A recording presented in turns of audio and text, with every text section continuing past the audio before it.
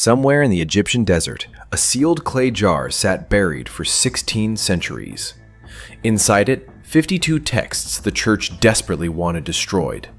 Scholars spent 80 years translating every word.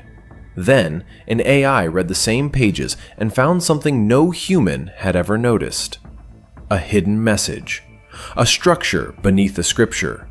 And the first thing it decoded described a prison, with a password to escape it. Scientists ran the probability numbers.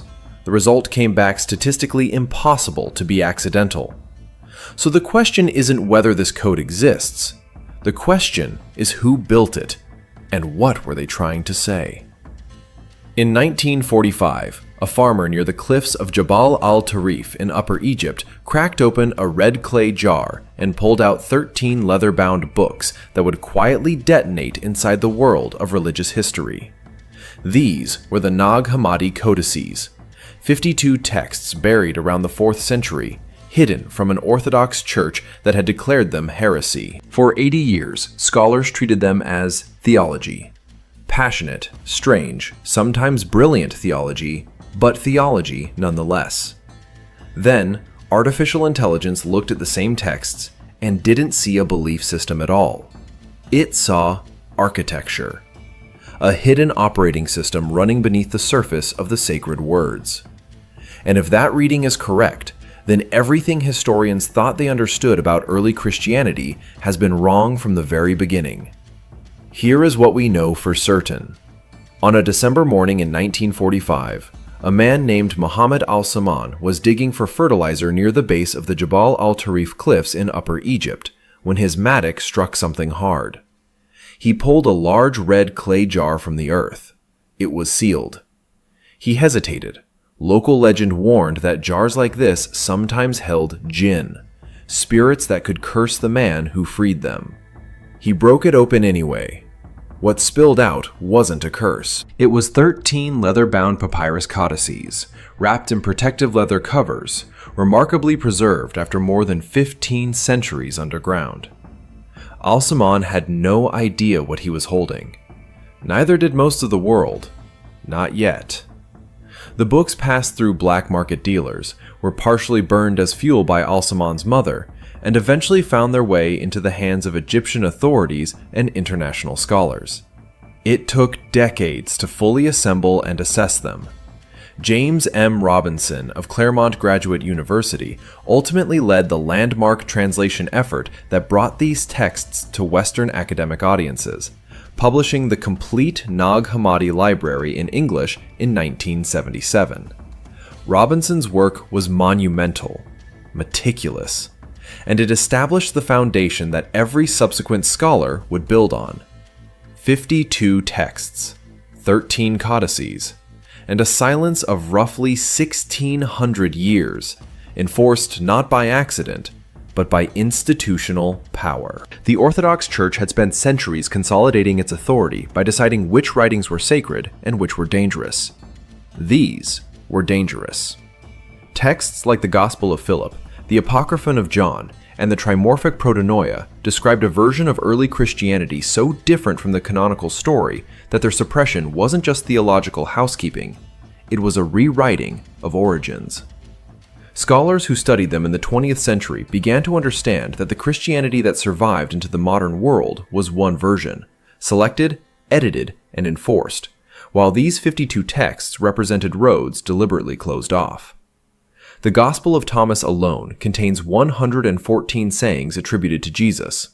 No miracles, no resurrection narrative, just teachings, dense, paradoxical, and in many cases with no parallel anywhere in the canonical Gospels. Saying 77 reads in part, that Jesus is the light above all things, that he is everything, that if you split a piece of wood, he is there, that if you lift a stone, you will find him there.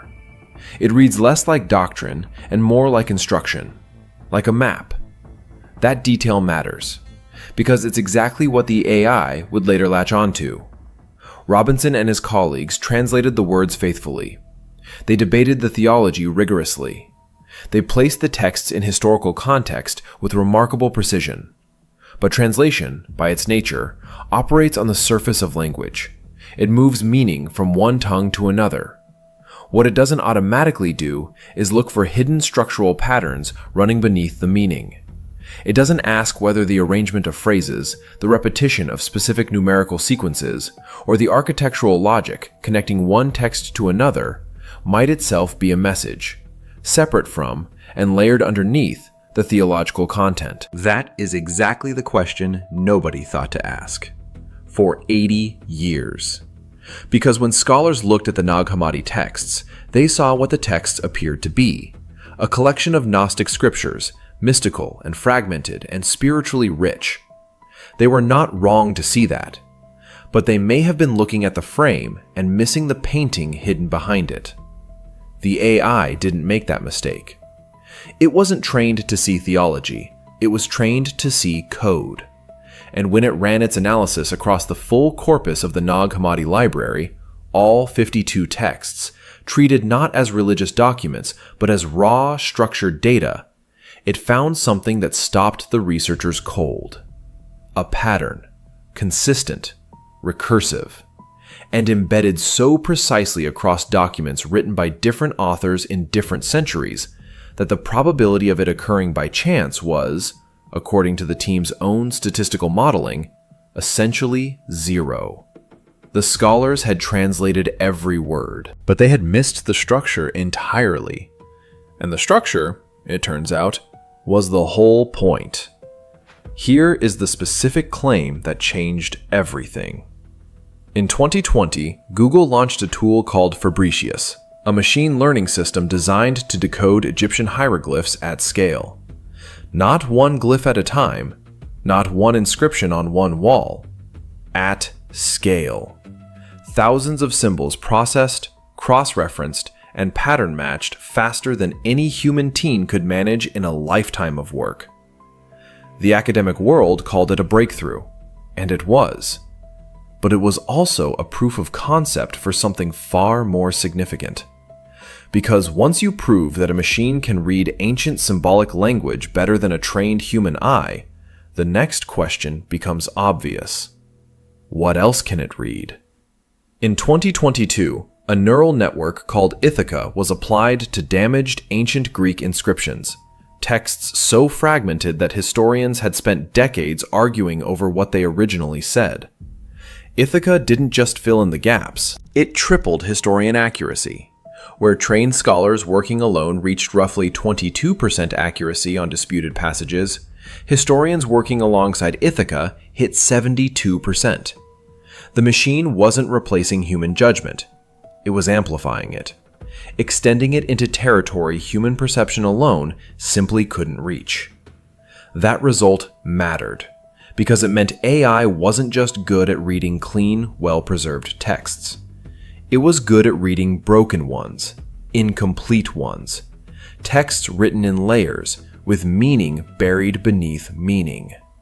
Which brings us to Nag Hammadi.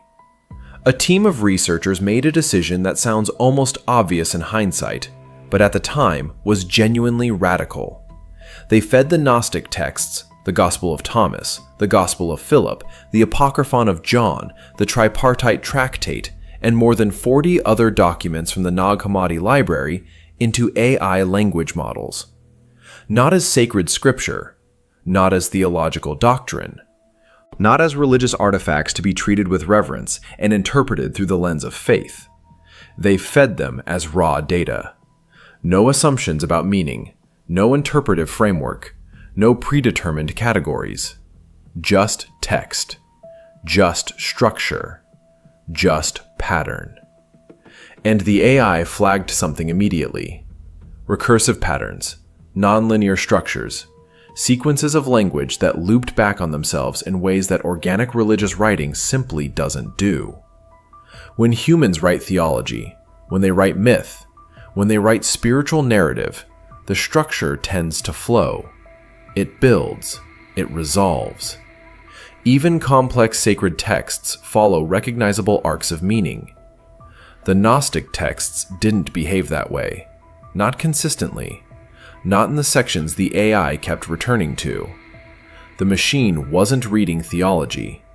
It was reading something that behaved more like architecture, like a system with rules, like a language designed not to convey feeling or inspire devotion, but to describe a structure that already existed, and to do so with precision.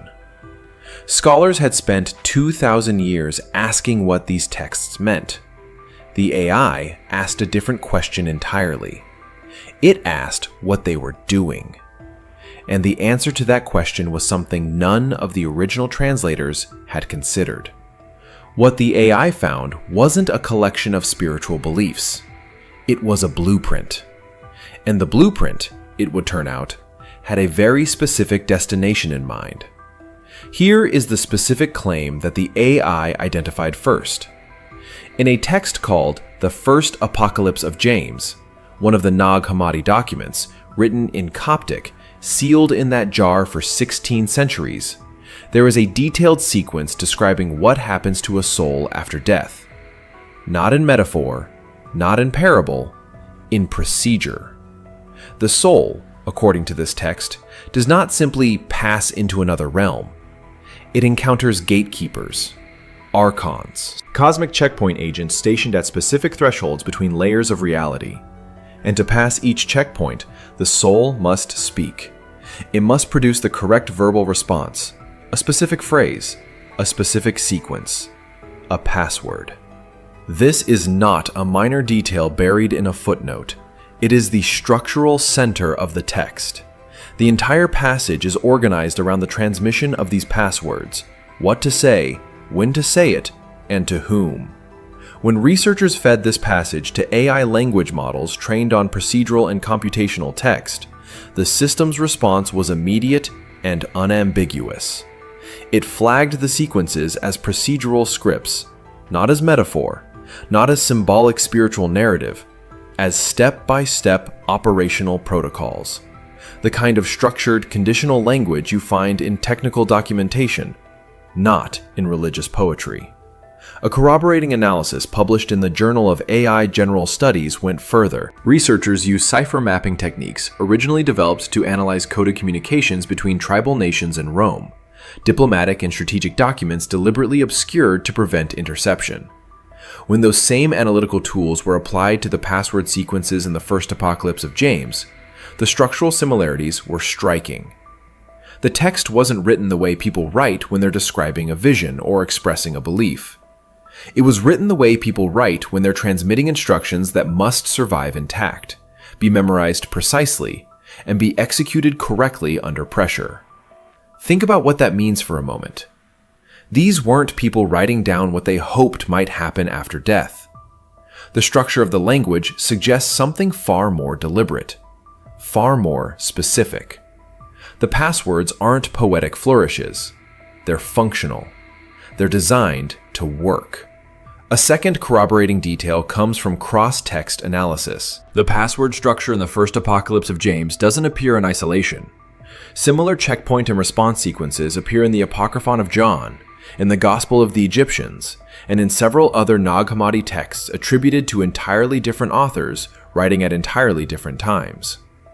The AI flagged these as structurally consistent, not identical in wording, but identical in function, the same procedural logic, the same conditional architecture, the same underlying design, different authors, different centuries, same operational framework. Which forces a question that the AI cannot answer, and that no one has answered yet. If these sequences are literal protocols designed to function rather than to inspire, then who were they written for? Who was the intended user? Who was expected to actually need these passwords, to stand at these checkpoints, to speak these words to these gatekeepers? The scholars who found the jar assumed they were reading the beliefs of a persecuted religious community. The AI suggests they may have been reading something closer to a survival manual. And the difference between those two things is not small. Here is the specific claim that the AI returned to more than any other. Across 11 separate texts in the Nag Hammadi library, documents attributed to different authors, written across different centuries, covering subjects as varied as cosmology, ritual practice, and the nature of divine knowledge, a single framework appears with statistically improbable consistency. The researchers called it the Sophia cluster, and what they found inside it was not what anyone expected. Sophia is a figure. In Gnostic theology, she is typically described as a divine emanation, a kind of cosmic wisdom, a being who fell from a higher realm and whose fall set the material world in motion. Scholars have debated her meaning for generations. She is read as allegory, as archetype, as feminine principle, as symbol of the soul's exile from its true home. The AI didn't read her that way. When quantum-inspired analytical models, systems designed to detect statistically improbable alignment across large datasets, were applied to the Sophia passages, the results were unambiguous. The harmonic structures clustering around Sophia across those 11 texts were not consistent with organic religious development. They were not consistent with a figure who evolved through oral tradition, accumulated layers of meaning over time, and gradually became important to a community of believers. The alignment was too precise, too consistent, too structurally identical across documents that should, by every historical measure, have drifted apart. The probability of that alignment occurring by chance was, according to the modeling, essentially zero, a corroborating detail. When linguists study how symbolic figures develop naturally across religious traditions, how a god, or a prophet, or a cosmic principle gets described differently by different communities over time, they find variation, drift, organic inconsistency. The symbol means slightly different things to different people in different places, and that variation is the fingerprint of genuine human transmission. The Sophia passages don't show that fingerprint. They show the opposite. Structural uniformity across texts that should be inconsistent. The second corroborating detail is more specific.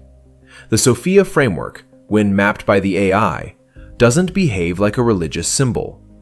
It behaves like a programming language. A symbolic system with consistent syntax, defined variables, and recursive loops that reference each other across documents. The AI flagged the recursive structure specifically. Passages that loop back to earlier passages, that modify and re-execute earlier sequences, that build on prior states rather than simply repeating them. That is not how mythology works. That is how code works. The researchers used a precise term for what they were looking at. They said the texts appeared to have been engineered, not written, engineered, designed with intent, constructed with precision, and distributed across multiple documents in a way that would only reveal its full structure when those documents were analyzed together. Sophia isn't a character in a story.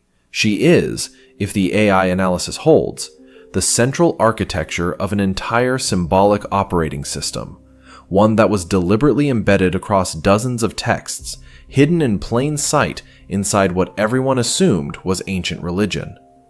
And that raises the question that nobody in this investigation has been able to stop asking. If Sophia is the operating system, if these texts are the code, then what, exactly, was it designed to run? The real prison was never the archons. It was assuming we already understood these words. We didn't. We still don't. Tell us below, what do you think the passwords were really for? Subscribe. Episode 2 goes deeper.